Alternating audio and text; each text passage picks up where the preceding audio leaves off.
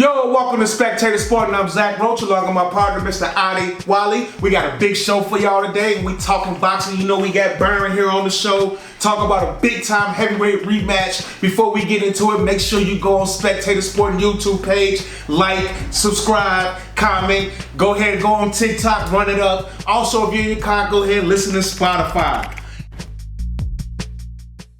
In a big-time heavyweight rematch, Oleksandr Usyk, the consensus pound for pound best fighter, IBF, IBO, WBC,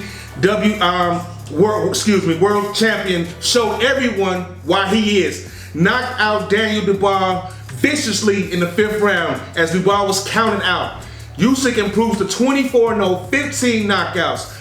Dubois fell to 22-3. Usyk continues his dominance in the heavyweight division. Now, talk about this fight. Yeah, Daniel Dubois could not gain any momentum versus Oleksandr Usyk. He was trying in the 1st round, he was trying with that jab, trying to find him with that jab, just like he was finding AJ with that jab. He was finding AJ with that power jab, and he was trying to find Usyk with it. He couldn't. He just couldn't do it. I mean, Usyk, his constant feigning, footwork, head movement, kept Dubois guessing, okay? And that southpaw Usyk jab, he was rocking Dubois with that southpaw jab, and he was hurting Dubois. And Dubois blundered by not going to the body more. That's what got you the rematch, because you hurt him to the body. Okay, and he only landed 8 body punches in the 5 rounds against Usyk. He should have sold out to the body early in the fight. And in the 5th round, Dubois, he decided to charge and attack Usyk. And he had Usyk caught in the corner. He had him cornered, okay? But then came that Oleksandr Usyk right hook, which dropped Dubois. And then Dubois, he got back up, but then a counter. Usyk left hook ended Dubois' night, and it was over for Triple D, Dynamite Dubois. Something about the 5th round, Byron. Last fight for Dubois, he knocked out Anthony Joshua in the 5th round, and in this fight, he gets knocked out in the 5th round. Talk about this fight. Dumbass Daniel Dubois, who messed up my prediction. I do not understand a man who gets knocked out by a fighter and then comes back to fight a rematch. And it doesn't just come back to fight a rematch. You knock people out, you like reinvent yourself, and then you come back and fight the exact same damn fight that you got knocked out. Yeah. Like, I don't understand that. Daniel Dubois, I have lost a ton of respect for you because, like Ali alluded to, he basically took all my notes. Like, you hurt him to the body. Why are you not trying sustained offense to the body? You watched Oleksandr Usyk against Fury for 2 fights, 24 rounds. Yep. You can't put a jab on Usyk. It's very difficult. Everybody knows that. Like, I don't understand. A lot of people to try. Everybody knows that, but Daniel Dubois. He literally came in there trying to sustain a jab on one of the hardest heavyweights to jab because of movement, because of. And this falls into, like, I'm not gonna turn this into bashing Dubois because it's so easy to do. Oleksandr Usyk, to me, is the #1 pound for pound, and he did it Saturday because it is something to knock out somebody that you already knocked out, to knock them out twice. And watching this man on the inside, I don't think there's a heavyweight that can beat him on the inside. With the counter punching, you have to be defensively sound, you have to have ring IQ, and you got to be tough. Because Usyk's not a runner. He will sit in the pocket with you and exchange, but intelligently. And Dubois had no boxing IQ Saturday night. He looked lost out there. And it's like, I don't understand how you're lost against a guy that already knocked your ass out. Like, it's like running up on a one-armed man, getting your ass knocked out, vowing revenge, coming back years later, and literally following the exact path that got your ass knocked out. Yeah. I don't get it. You had a wealth of knowledge of what not to do against Oleksandr Usyk. You did not use it. You came in basically inviting him to knock your ass out. You know, the first time he knocked you out with the right, this time he knocked you out with the left. Daniel Dubois definitely disappointed me in this fight, but all hail Oleksandr Usyk. the #1 pound for pound fighter in boxing. Yeah. He is just too intelligent. He is just too tough. I will never doubt Ukrainian power ever again. Man, Usyk has been on a hell of a run, man. 24-0, 15 knockouts. We came into this fight, we was talking about age a little bit. We was like, Usyk 38 years old, Dubois a little younger, in his 20s, 27. We was like, maybe this is the time. No, Usyk looks better than ever. How do you look better after fighting those two close fights with Tyson Fury? And that's the thing. It's not out of the, I know y'all want to jump on me, anytime I'm wrong with my predictions, Byron's a moron. Y'all morons too, but I understand the logic of it. But you have to give me some type of due. Like, he has to slow down at some point. Yeah. You see Daniel Dubois, this wrecking machine, like, he has to slow down at one point. Daniel Dubois was moving like the 27-year-old. That's what I'm saying. He was on his toes. Yep. He was moving Usyk around. like Usyk was moving like the 27-year-old. Yeah, he didn't look 38. Yeah. He's bouncing around the ring. He's willing to engage. And Daniel Dubois is sitting there trying to overcalculate how to attack this man when it's like, man, you already know how to attack him. Attack the body. You want to set it up with the jab and go downstairs. He literally just, no defense, just willing to engage and willing to get hit. And it's like, okay, I'm just gonna see if he's gonna knock me out again. Of course he's gonna. Right. Like, it was one of the most disappointing 5 rounds to watch, because there was no time where I felt like Dubois was going to do something. Yeah. I literally, from the second round, I'm like, he's gonna get his ass knocked out. Yeah. And I didn't know when, but I'm like, damn, Adi gonna be right again. He gonna get his ass knocked out. and thankfully it was the 5th. To avoid Adi's prediction, because we really go at it with these predictions. But god damn, man, God damn, man, how can you let someone knock you out and then make no adjustments? I didn't see any adjustments that were going to have a fruition to where Daniel Dubois was going to be in this fight. But you know what?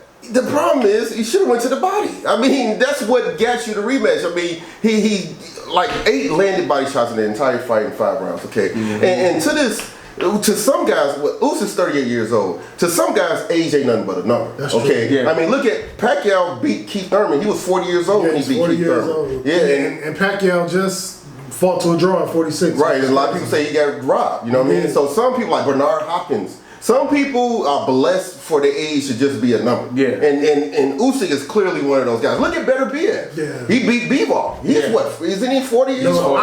So when I watched that fight, I saw Usyk like in those exchanges, and you just looking like he's just basically setting up counters 2 punches ahead of what Dubois doing, and it was a masterclass. He was playing chess and playing chess. That's what I'm saying. He might have had a plan. It was so easy. But if you look at Dubois and you look at his body of work, this fight shouldn't be that easy. And it was. And so is it, I'm going to trash Dubois because it's like, come on, Dubois.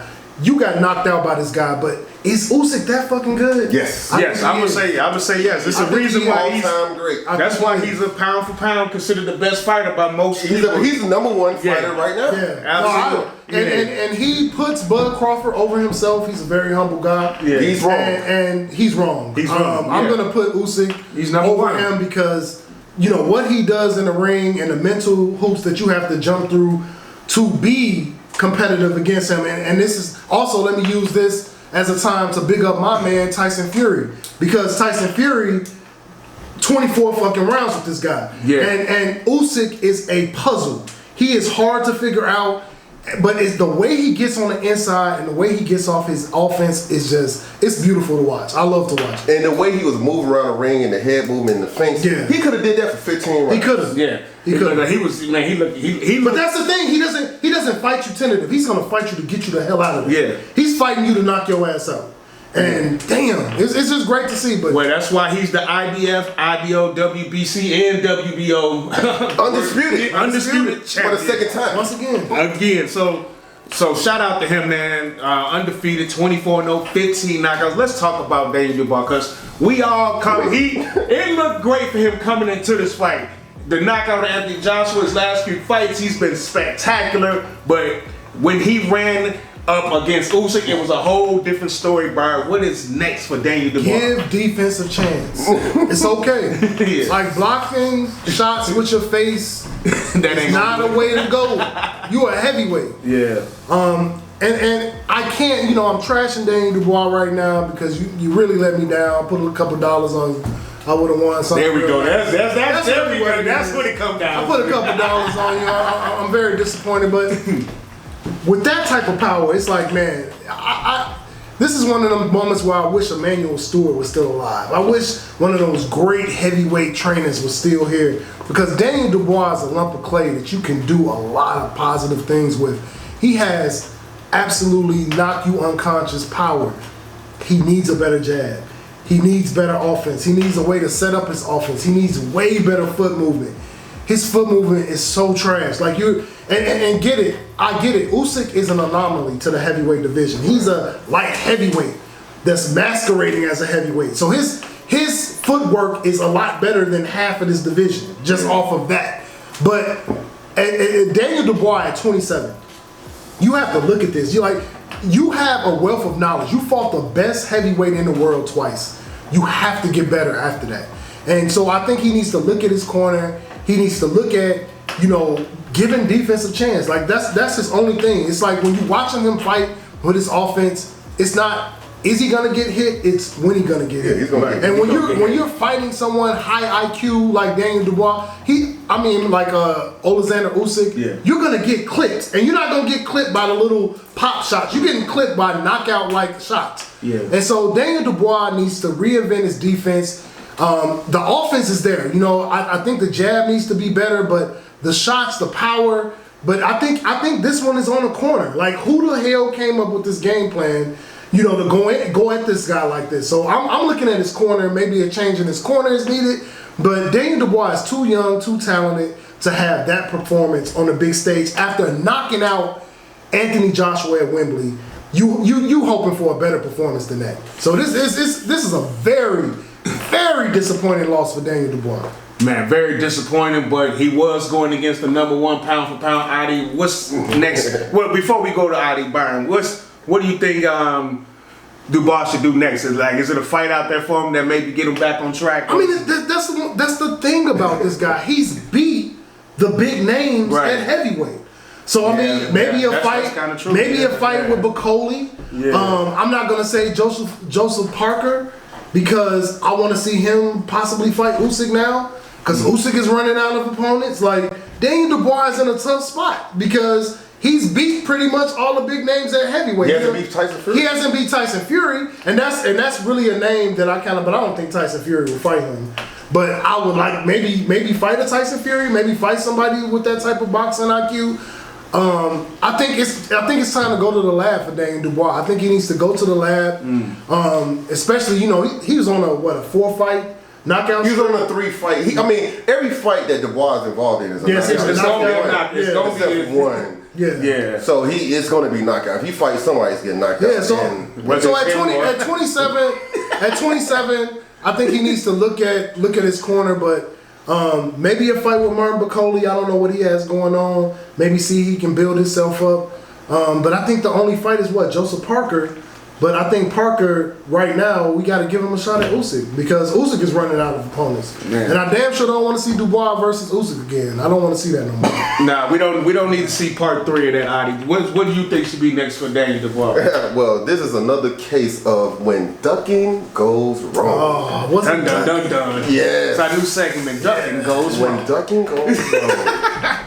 Huge mismanagement by Dubois, Queensberry Promotions, and promoter Frank Warren. Byron blames the corner for this loss, his trainer and stuff like that. I blame his promoter, Frank Warren. Okay. These guys claim that Dubois was too sick 2 days before the fight against Joseph Parker. Yeah. He was supposed to fight Joseph Parker in February on that B-Ball and Better BF undercard. He was supposed to fight him in February. I remember we were supposed to do a show on that. Yeah. Gonna do it. I did. Yeah. 2 days before the fight. Yeah. He claims he's too sick. Okay, you're too sick. Okay. So reschedule the fight with Joseph Parker. Reschedule the fight. He saw that bread, man. That bread that Usyk was And bringing. you know what? And he this is the saw thing. that bread. I don't like giving Adi his due in these situations because I really felt he was wrong. But after watching that performance, like, damn, dude, you might as well have waited for Parker. Yeah. As opposed to going in the ring and getting your ass knocked out in 5 rounds. In the fifth round. Like, you might as well have fought. You get knocked out in the 9th round against Usyk in the first fight. Like I said, it's rare for a guy in the first fight to get knocked out by a guy and then get a rematch. Yeah. Okay, so you get knocked out in the first fight. But I feel like he earned it, though. I feel like he earned it. He knocked out Joshua at Wembley, bro. That's big. Like, but let's not downplay that. That is big. Yeah. That is big. He got knocked out in the 9th round against Oleksandr Usyk. Okay, and then he schedules the fight. He get one on the Hergovic, Big Baby Miller, and Joshua. Then he was scheduled to fight Joseph Parker, which was very smart. Yeah, it was because Joseph Parker is not a knockout artist. Right. Yeah. That's a good tune-up for Usyk. Yeah. If you beat, you can lose to Parker. Okay, he's good. All right, he's hot. But if you beat Joseph Parker, that makes you much better against Usyk. It prepares you for him. It's like It's not gonna be easy just to knock out Joseph Parker. Okay, you're gonna have to really have one of the fight of your lives to knock him out. Because Anthony Joshua, we see him get knocked out by Andy Ruiz. Right. Okay, like Anthony Joshua, he tweaks sometimes and just get knocked out the blue. Wembley is a big stage. Yeah, and that's really what it was. That fight at Wembley made it different. That's a different pedestal. Mm-hmm. So I understand Joshua, and even for Joshua, it's. You knocking him out, and it's like a fight at Madison Square. Like, that's a big fight. So you get knocked out at T-Mobile or you get knocked out at Madison Square. Which one you want to? Of course you don't want to get knocked out, but I think getting knocked out at Madison Square is way bigger. Right. So I think Daniel Dubois on that big stage and the way that he performed on that big stage. That's what made me say, okay, maybe you are ready for this limelight. I can see that. Maybe you are ready to make adjustments and go after Usyk. And that's kind of why I bought into this hype of Daniel Dubois, because it's like, man, you doing this, and I don't know the numbers, but I'm gonna just say 60,000+. Like, that's big. That's big to knock out somebody on that stage. But here's the fucked up part though. So he knocked out Anthony Joshua. Yeah. Then he signed up to fight Joseph Parker.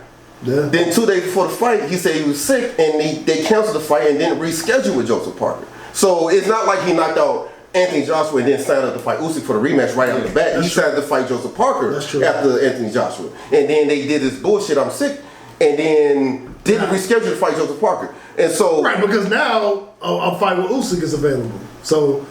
That was a mistake. That was a goddamn mistake. Fight Oleksandr Usyk. He was not ready to fight Oleksandr Usyk for the rematch. He was not ready for the rematch. That's why I predicted the goddamn knockout. And I knew he was going to get knocked out. I didn't know what round, but I knew he was going to get goddamn knocked out because he wasn't ready for Usyk. He wasn't ready for this motherfucker. So he tweaked, man. He definitely, Frank Warren, Queensberry Promotions, they mismanaged Daniel Dubois. I had a lot of hopes for Daniel Dubois and everything like that, and I felt like they was doing the right thing. They was really molding them right. But then they did this huge left turn. They did this. I don't know. I think he really got sick, though. I think he really got sick. I think he really got sick, but you are absolutely right when you say that after he got sick and that fight getting mismanaging and not bending the block and going back to Joseph Parker and saying, hey, I'm a do a Fundora with Zoo. You know what I'm saying? Because I feel like Fundora is going to be blessed because he didn't have to fight Zoo. He vacated to fight Zoo. But I feel like the first fight absolutely set in stone that you guys have to have a rematch after that, especially looking at how it did Zoo's career. Give him a rematch, be the stand-up guy. So I get that. And Dubois wasn't the stand-up guy. He didn't give Parker the rematch that he deserved. Well, not a rematch, just a fight. I mean, not the rematch, but just to give him a fight. But because Parker's a hot fighter too. Parker is on a winning streak too. So I totally get that. But yeah, you're absolutely right. He not taking that fight and then running back to Usyk with the way that he performed in that fight, he wasn't ready. I think it's karma, dog. I mean, Joseph Parker was totally, what can you say, man? He was bamboozled in this whole situation. Because he didn't get the fight with Dubois, which would have been a big fight. Yeah. And then Parker was trying like, you know what? I can't get the fight with Dubois. He knocked out Bacoli in the second round. And he was like, man, he was campaigning to fight Usyk. Yeah. So it could have been a Parker versus Usyk fight, but he got froze out of that fight. Hopefully he gets So He might get it, He got man. froze out of the Usyk fight and everything. So this is karma on Dubois and Frank Warren and Queensbury for doing him wrong. Y'all did Joseph Parker wrong. I can't do that. Well, I'm gonna blame the number one guy, Oleksandr Usyk. Okay, because at the end of the day, he the one that put them hands on Dubois, and That's a bad man. You know what I'm saying? That this dude is the truth. He's number one. So like. We all already spoke on it, Byron. He looked like he's running out of opponents. Yeah. Who in this heavyweight division can step up to this challenge? I mean, let's 38 years old. Tyson Fury is back training, and I know Adi hates Tyson Fury, but that's my man. I don't want him to fight him the third time. That's my man, 100 grand. And listen, at this point, who has fought Usyk more competitive than Tyson Fury? Nobody. That's facts. So, Anthony Joshua. He did. Anthony Joshua. He- in the he- second fight against Usyk, that was the most competitive fight he had. It was wasn't more as- competitive than the Fury fight. no, it wasn't competitive. It was a split decision win. It was. And then in the first fight against Tyson Fury, Tyson Fury was lucky that the ref didn't allow Usyk to knock him out because he was about to knock him out. I don't want to hear that shit. Anthony Joshua was the But most competitive. in my opinion, I don't trust Anthony Joshua. Anthony Joshua's chin takes the day off whenever he has a big fight. So I'm not a big Anthony Joshua, but I feel like the only heavyweight that can fight 12 competitive rounds with Oleksandr Usyk is Tyson Fury. And Tyson Fury is back training. And Tyson Fury has been rumored to be part of Riyadh season next year. And Turkey says he's setting up a fight for Tyson Fury. So, but right now, Usyk does have a problem with opponents.